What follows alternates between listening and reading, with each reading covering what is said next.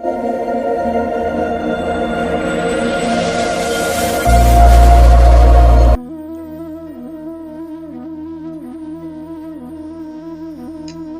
সবাইকে, জয় গীতা। ওম অয়ম আরম্ভ শুভায় ভবতু। সুপ্রিয় সনাতনী ভাই ও বোনেরা, সবাইকে ব্রজবালক বৈদিক গীতা বিদ্যা নিকেতনের পক্ষ থেকে গীতাময় শুভেচ্ছা এবং অভিনন্দন। সেই সাথে আমাদের ব্রজবালক অনলাইন গীতা ক্লাসের পক্ষ থেকে সবাইকে গীতাময় শুভেচ্ছা এবং অভিনন্দন। আসুন আমরা প্রতিদিনের ন্যায় আজকেও শ্রীমদ্ ভগবদ গীতার প্রথম অধ্যায়ের ৮ নং শ্লোকটি আমরা দেখব। তো প্রথমে লেখা আছে, ওম তৎসৎ শ্রীমদ্ ভগবদ গীতা অথ প্রথম অধ্যায় ৮ নং শ্লোক। এখন আসি, ভবান ভীষ্মচ কর্ণচ কৃপচ সমিতিঞ্জয় অশ্বত্থামা বিকর্ণচ সম্মদত্তি জয়দ্রুত। এটা বাংলায় দেওয়া আছে। আমরা এটার বিশুদ্ধ সংস্কৃত উচ্চারণ করার জন্য আমি সংস্কৃতের যেগুলো পরিবর্তন করা যায় আমি সেগুলো শুধুমাত্র লিখে রাখছি। তো আমরা একটু চেষ্টা করবো, যেমন ভবানের ক্ষেত্রে আমাদের সংস্কৃত উচ্চারণের নিয়ম করে না, শুধুমাত্র দন্তনয়ের নিচে হসন্ত আছে। আমরা তো জানি যে কোনো বর্ণের নিচে হসন্ত যদি থাকে তাহলে সেই বর্ণ থেকে ওটা বাদ দিয়ে উচ্চারণ করতে হয়। এর বিস্তারিত বর্ণনা আমরা এর আগে দিয়েছি, যদি কারো প্রয়োজন মনে হয় অবশ্যই আপনারা পূর্বের ভিডিওগুলো দেখে নেবেন। তো আসুন আমরা এবার ভীষ্মচয়ের সংস্কৃত উচ্চারণটা দেখব। তাহলে আমরা জানি যেখানে তালব্যস্বরে চ আছে সেটাকে বিসর্গ দিয়ে চ লিখে উচ্চারণ করতে হয়, তেমনি এখানে আমরা উচ্চারণ করব ভীষ্ম বিসর্গ দিয়ে চ। আবার অনেকেই চাইলে কিন্তু এটাকে ভাঙিয়েও লিখতে পারে বা ভাঙিয়ে উচ্চারণ করতে পারে। আবার কর্ণচ, এটাও ঠিক একই, কর্ণ চ। কৃপচ, এটাও কিন্তু একই ভাবে হবে, কৃপ চ। বিকর্ণ চ, অর্থাৎ বিকর্ণ বিসর্গ দিয়ে চ। অর্থাৎ যেখানে তালব্যস্বরে চ থাকবে আমরা অবশ্যই মাথায় রাখবো যে সেখানে বিসর্গ দিয়ে চ উচ্চারণ করতে হয়। এবার আসি সমিতিঞ্জয়। আমরা এটা কি করব, সংস্কৃত উচ্চারণটা দেখবো। আমরা জানি দন্তেশ্বর পরিবর্তে ছ উচ্চারিত হয়। তারপর ময়সিকারে মি, ঋষিকারে তি, সমিত, তাহলে কি আসলো সমিতি। এইবার আসি, আমরা জানি যে এটাকে যদি আমরা ভাঙি আসলে কি পাওয়া যায়, এটা আমাদেরকে মাথায় রাখতে হবে। এটাকে ভাঙলে পাওয়া যায় ইয় যোগ হচ্ছে বর্গীয় জ, অর্থাৎ এর নিচে একটা হসন্ত আছে। আমরা জানি বিশুদ্ধ সংস্কৃত উচ্চারণের জন্য ইয় এর পরিবর্তে দন্তের নয় হসন্ত, অথবা অর্থাৎ যেহেতু হসন্ত আছে ইয় এর পরিবর্তে কি দেওয়া যায়, দন্তের নয় অথবা মূর্ধন্য। এদিকে কি থাকতেছে, বর্গীয় জ। তাহলে আমরা এটাই এখানে ব্যবহার করব। তাহলে সমিতি দন্তের নয় হসন্ত, সমিতিন, তারপর বর্গীয় জ, অন্তস্থ অ। যেহেতু একটা লাইনের শেষে আমাদের বিসর্গ আছে আমরা অবশ্যই এখানে হ ব্যবহার করব। তাহলে সমিতিন জয় হ। এবার আসি অশ্বত্থামা। তো আমরা এখানে অটা ঠিক করে রাখলাম, অ। এবার তালব্যস্বরটা ঠিক রাখছি। আমরা একটু বলবো যে আমাদের ব কিন্তু আসলে দুইটা, এটা কিন্তু পূর্বে আমাদের আলোচনা করা হয়েছে। তো ব হচ্ছে দুইটা, একটা হচ্ছে বর্গীয় ব এবং একটা হচ্ছে অন্তস ব। আমাদের এখানে যে বটা সেটা হচ্ছে অন্তস ব।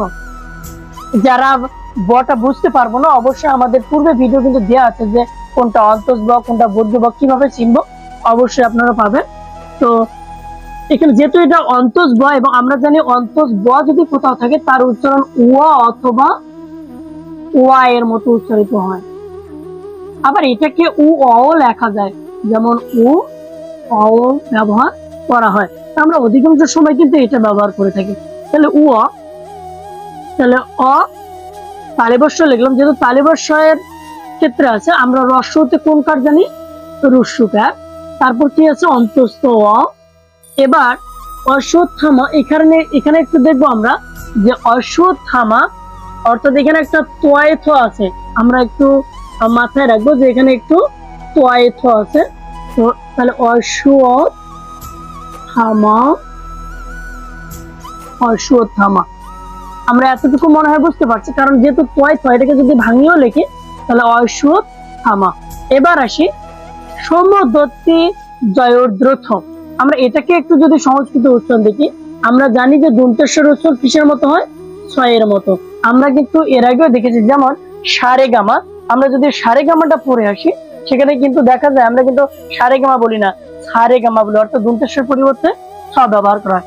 তাহলে স ম দ তি অর্থাৎ রেপটাকে আমরা সামনে এলে বয়বিন্দুরা হসন্ত লিখতে পারি। আবার যেহেতু বলছে যে বয়বিন্দুরা হসন্তকে আমরা রজাত বিসর্গ বলতে পারি। আমরা যদি বিসর্গ সন্ধি দেখি তাহলে অবশ্যই ওখানে পাবো যে আমরা এটাকে কি লিখতে পারি, বিসর্গ লিখতে পারি, কারণ এটি হচ্ছে রজাত বিসর্গ। তাহলে সৌমদত্তি জয়োদ্রথ, জয়োদ্রথ, যেহেতু আবার একটা লাইনের শেষে আমাদের কি আছে, বিসর্গ আছে, আমরা অবশ্যই এটার পরিবর্তে কি ব্যবহার করব, হ ব্যবহার করব। তাহলে জয়োদ্রথ। তো আসুন একবার আমরা সুন্দরভাবে একটু পড়ার চেষ্টা করি।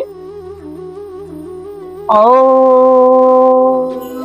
তৎসৎ শ্রীমদ্ ভগবদ গীতা অথ প্রথম অধ্যায়ঃ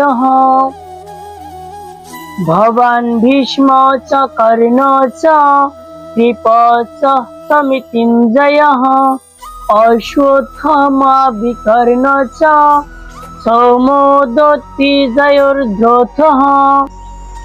তো আসুন এখন আমরা এর অর্থটা একটু জেনে নেই। যে ভবান, আমরা জানি যে ভবান মানে কি, ভবান মানে হচ্ছে আপনি।